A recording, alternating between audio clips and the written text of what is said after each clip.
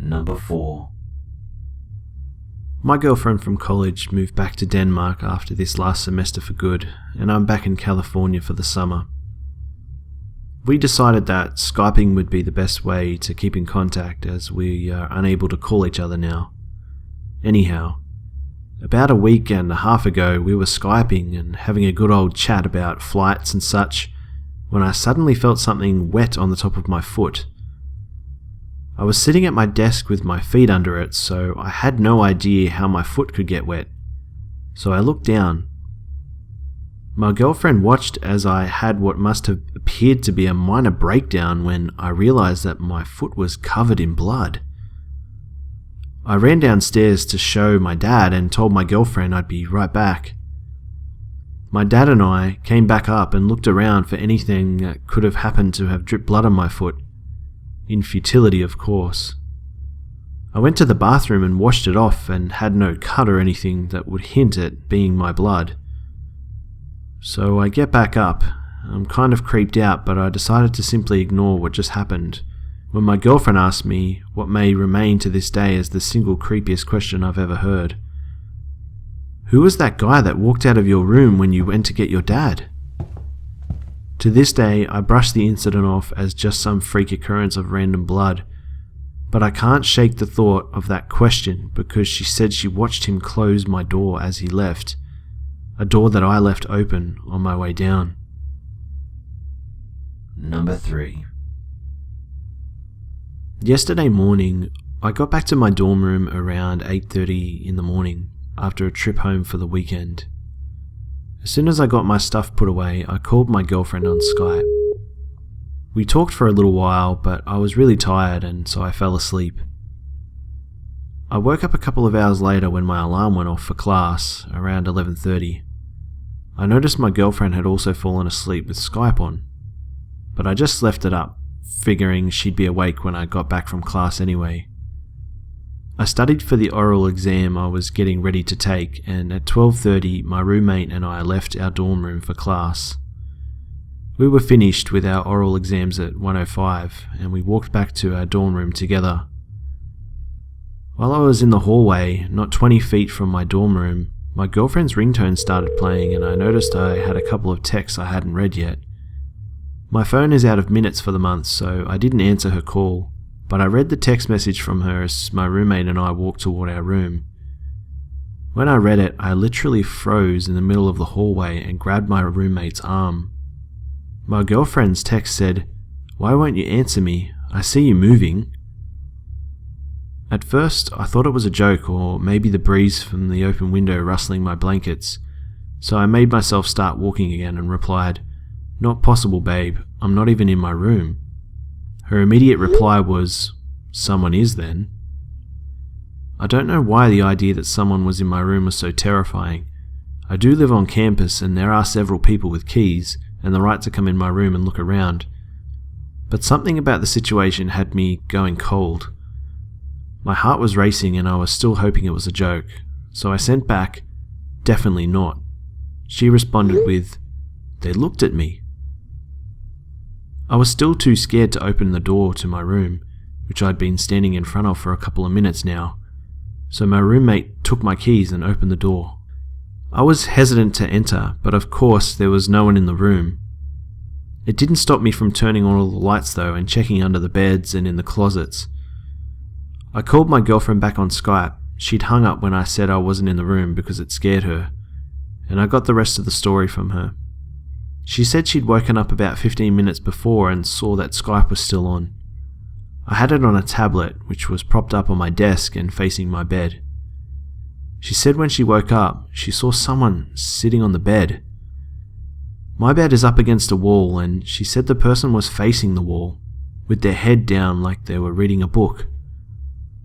My girlfriend adjusted herself in her bed, and I guess the blankets made rustling noises because she said that the person on the bed lifted their head up and reacted as if they'd heard her moving. She said the way they reacted freaked her out and she shut her eyes and pretended to be asleep. The figure looked back down at their lap.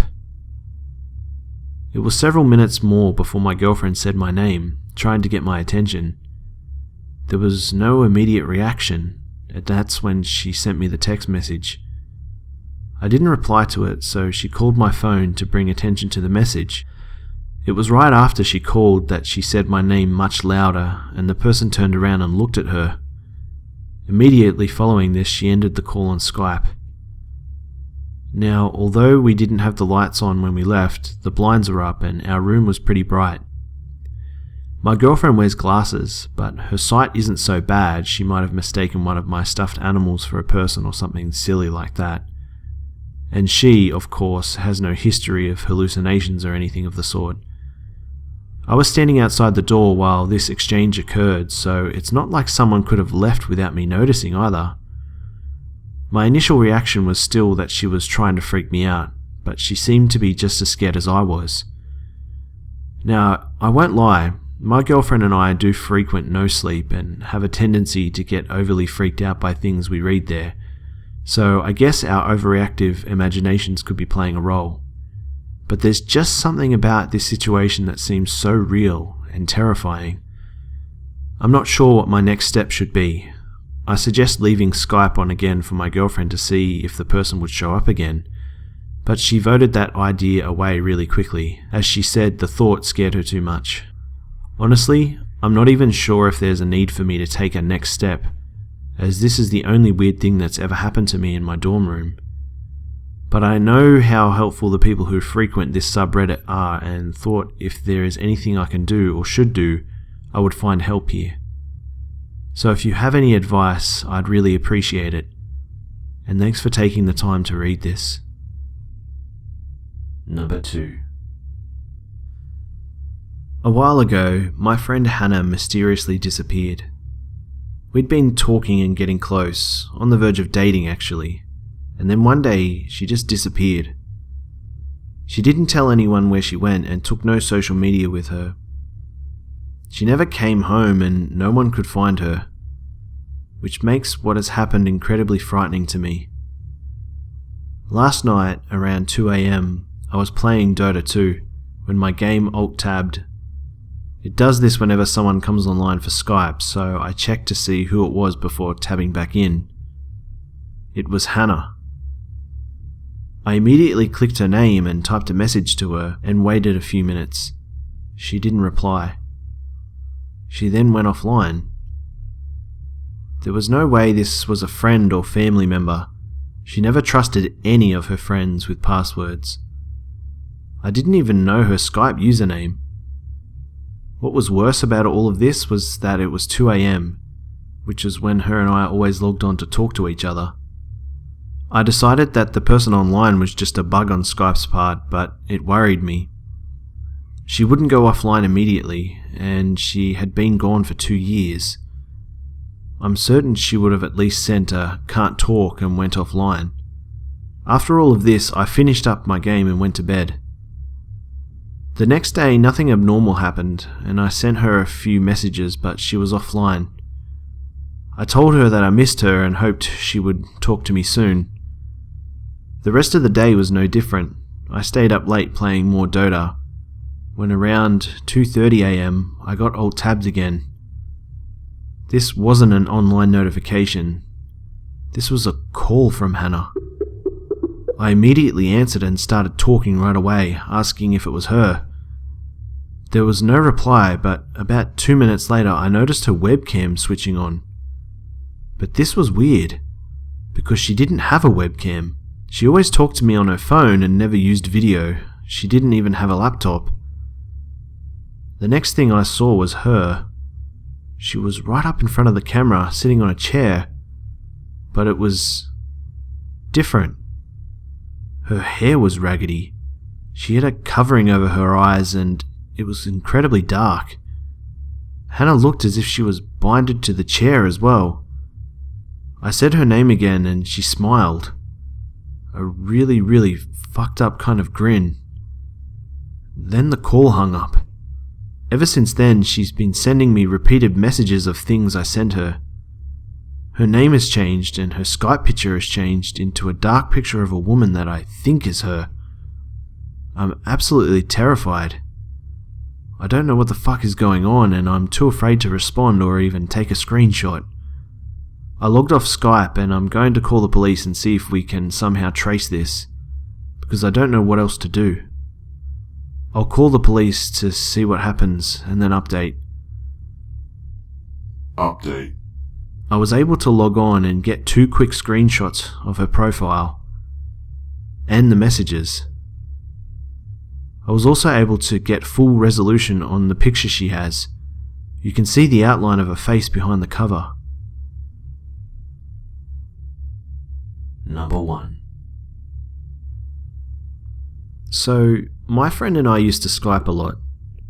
We would talk almost every day, but we never met in person. He lived in Wisconsin and I lived in California. We met through many different mutual friends. Anyway, I haven't heard from him since the most horrifying moment in my life happened a few weeks ago. I logged onto Skype and called my friend Xavier. He picked up, and when his webcam turned on, he was sitting against a wall in a dark room, his face only visible because of his laptop screen. "Hey man, what's up?" I said, a little confused by his scared and worried face. Nothing much, just, hang on, I'll tell you right now," he said, bringing his laptop into his kitchen and sitting at the table. Where he sat, there was a large open space behind him. "Okay, so you might think I'm crazy, but for the past few hours, I've been alone and there's been, like, knocks and taps and stuff. And when I go to investigate, I swear I see a shadow or something, just to talk to me for, He got cut off. He stared into the area behind his laptop, where I couldn't see. "What happened?" I asked. I think I heard another knock from the living room. Dude, I'm seriously freaking out right now. My parents won't be home for another 2 or 3 hours, so please stay with me until then," he begged. "No worries, bro. I'm not going anywhere." I would normally say he's crazy and overreacting, but I could hear the fear in his voice. "Hey, why don't you turn on the lights? That might make you feel better, or turn on the radio. A loud noise helps make fear go away for some reason." "My power's out." "What about your laptop?" "It's on like 75%, so we have a while. Definitely enough to last till my parents get home at least." "Oh shit, this place is creaking and moaning." "It's alright bro, I'm here. Did you tell your parents about the power?" I asked. "Yeah, they just told me to make sure the doors and the windows were locked and that they would be home in a few hours. They went to Illinois, so they're pretty far," he said. As he was saying that, something behind him caught my eye. In the corner of his kitchen, there was a tall black figure, barely visible in the darkness. "Xavier." We had a code phrase to pay attention to small things the other was trying to say in secret. "Pay it close." "Alright, when?" He knew. I tapped on my table. "This thing about someone." I tapped again. "Who's standing?" Another tap. "On this huge stage behind." I tapped again. "Some famous person. I think he has the same last name as you." Last tap. The colour from his face drained as he knew I was trying to say someone was standing behind him. "Wait, like an article?" He shakily played along. "I don't know, I think I'm just tired and getting a little loopy," I said. "Well, just..." The figure behind him ran towards him and put its hands over his mouth. The thing put him in a headlock and dragged him into the closet. I watched as Xavier fought with all his strength. The door closed, and the call ended. I sat there, completely horrified and paralyzed by what had just happened. I snapped out of it and called Xavier, but it went straight to voicemail. Of course, I called the police, but they couldn't find him. I wasn't recording the Skype call either, so they couldn't use it as evidence or for the investigation. I haven't heard from Xavier in 3 weeks, and I honestly don't know if it was just a cruel joke or not.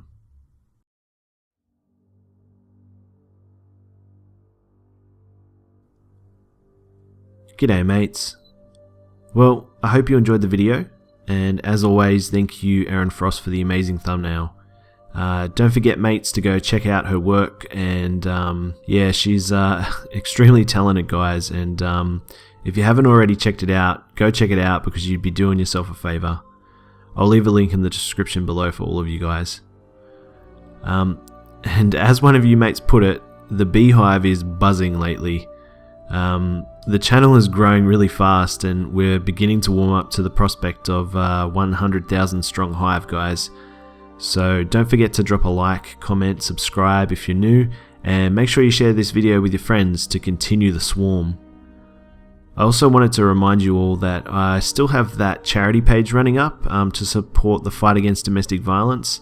So if you guys want to go check that out, I'll leave a link in the description, and yeah, if you would like to make a donation, that would be awesome.